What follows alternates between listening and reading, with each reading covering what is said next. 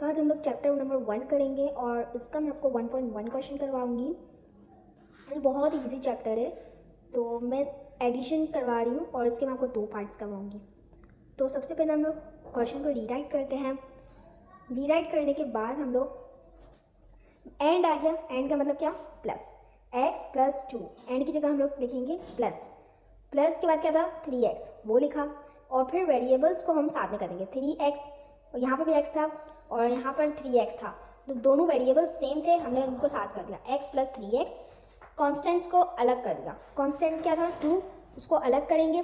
फिर 3x + x लिखा तो क्या बना 4x, फिर हम लोग +2 लिखेंगे। तो ये था हमारा आंसर और ये बहुत ईजी था। अब हम नेक्स्ट क्वेश्चन करेंगे। तो चलो अब हम नेक्स्ट क्वेश्चन करते हैं। तो क्वेश्चन को सबसे पहले रीराइट करेंगे और फिर हम लिखेंगे x + 2x, एंड का मतलब क्या होता है प्लस, मैंने आपको ऊपर भी बताया था। फिर हम लिखेंगे प्लस, क्योंकि एंड की जगह क्या आया प्लस। फिर हम लिखेंगे x² - 6। फिर हम x + 2x, वेरिएबल सेम थे, हमने दोनों को प्लस कर देंगे। 2x + x 3x बना। फिर प्लस x² - 6, क्योंकि ये किसी के साथ ना ऐड हो रहे थे ना सब्ट्रैक्ट हो रहे थे, तो हमने इनको अलग से ही लिखा। फिर x², s की ऊपर पावर स्क्वायर थी, वो बड़ी पावर थी, और जो 3x के साथ है उसकी पावर छोटी है, तो जो हम पहले बड़ी पावर है उसको पहले लिखेंगे, फिर हम 3x को लिखेंगे प्लस 3x - 6। सही है, तो हमने थोड़ा सा अरेंज किया और कुछ भी नहीं, जो बड़े था पहले उसको लिखा फिर छोटी पावर को, ये इसी तरह करना होता है और ये हमारा आंसर आ गया। अब हम नेक्स्ट क्वेश्चन करेंगे जो कि है सब्ट्रैक्ट। तो होपफुली आपको समझ आ गया होगा एडिशन। तो अब हम सब्ट्रैक्ट की तरफ चलते हैं।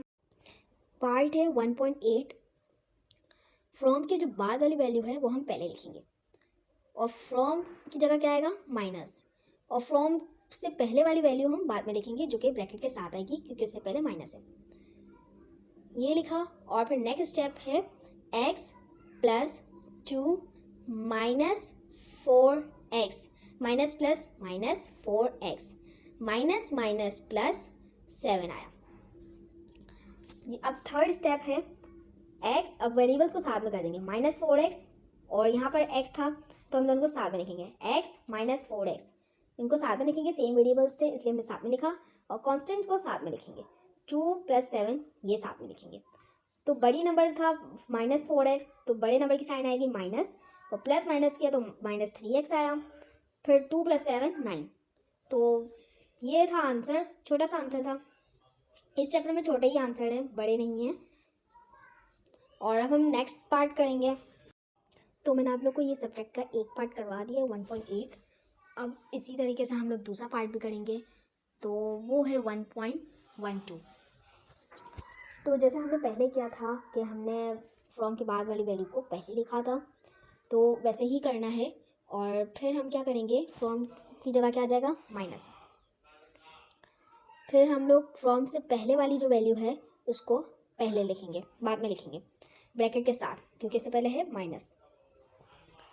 फिर हम लोग लिखेंगे a³ - 2a² -1, minus plus minus a³ plus minus 2a² minus minus plus क्या आया 1। फिर हम लोग लिखेंगे, अब a³ माइनस का था, यहाँ पर था प्लस का, ये दोनों कट हो जाएंगे, ये दोनों कट हो गए। और फिर हम लोग देखेंगे कि और कुछ कट रहा है। फिर हमने देखा कि हमने +1 था, वहाँ पर -1 था, दोनों आपस में कट हो जाएंगे। फिर बचा क्या, अब माइनस वेरिएबल सेम थे, हमने दोनों को प्लस कर दिया, -2a² को प्लस किया तो बन गया -4a²। तो ये था छोटा सा आंसर, ये भी सॉल्व हो गया। तो अभी हमारे सब्ट्रैक्ट के हो गए। अब हम नेक्स्ट करेंगे हम मल्टीप्लाई। तो होपफुली आपको समझ आ गया होगा। तो अब हम लोग क्वेश्चन को रीराइट करके जो फर्स्ट टर्म है x² उसको उस पूरे ब्रैकेट के साथ मल्टीप्लाई करेंगे, फिर +3x को उस पूरे ब्रैकेट के साथ मल्टीप्लाई करेंगे, फिर +1 को भी उस पूरे ब्रैकेट के साथ मल्टीप्लाई करेंगे, ये हो गया। अब हम लोग x² को x के साथ मल्टीप्लाई करेंगे तो हमारे पास आएगा x³, क्योंकि 2 + 1 पावर प्लस हो जाएंगी तो x³ आएगा, plus 2x² x² multiply by 2 तो 2x² प्लस की साइन थी प्लस आया प्लस 3x²। 3x जब x के साथ मल्टीप्लाई होगा तो 3x² प्लस 2 3 ज़ा 6x 3x जब 2 के साथ मल्टीप्लाई होगा तो 6x² plus 1 multiply by x तो x आया क्योंकि 1 हम शो नहीं करते। 1 मल्टीप्लाई बाय 2 लिखेंगे x³ plus 2x² plus 3x² plus छोड़ेंगे क्योंकि वेरिएबल भी सेम है, पावर भी सेम है, तो हमको प्लस कर देंगे तो हमारे पास आएंगे 5x² प्लस 7x आएगा। क्यों? क्योंकि 6x प्लस x को जब हमने प्लस किया तो हमारे पास आया 7x प्लस 2 कांस्टेंट था तो वो अलग से ही रहा, और फिर क्योंकि इसके साथ कोई प्लस नहीं हो रहा था ना ही माइनस हो रहा था, तो ये था हमारा आंसर। तो अभी हम नेक्स्ट क्वेश्चन करते हैं जो कि है 1.18। तो इसी फर्स्ट वैल्यू को पूरे ब्रैकेट के साथ मल्टीप्लाई करना है, फिर -3b को पूरे ब्रैकेट के साथ मल्टीप्लाई करना है, फिर a जब a के साथ मल्टीप्लाई होगा तो a² हो जाएगी क्योंकि a के ऊपर भी पावर 1 है और दूसरे के पावर 1 है, दोनों की पावर 1 है तो पावर प्लस होती है मल्टीप्लाई में। फिर प्लस की साइन थी प्लस आया a multiply by b ab आया -3b जब a के साथ मल्टीप्लाई होगा तो -3ab होगा। फिर माइनस प्लस -3b मल्टीप्लाई होगा b के साथ तो 3b² आएगा।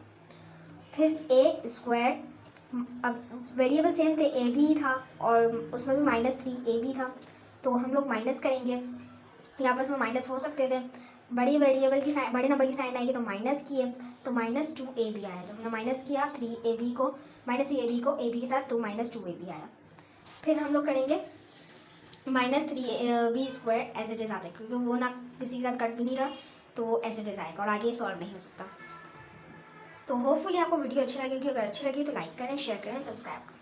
इससे रिलेटेड आपको कोई भी डाउट्स हो तो आप लोग कमेंट कर दीजिएगा और इस वीडियो को लाइक करें, शेयर करें एंड सब्सक्राइब करें।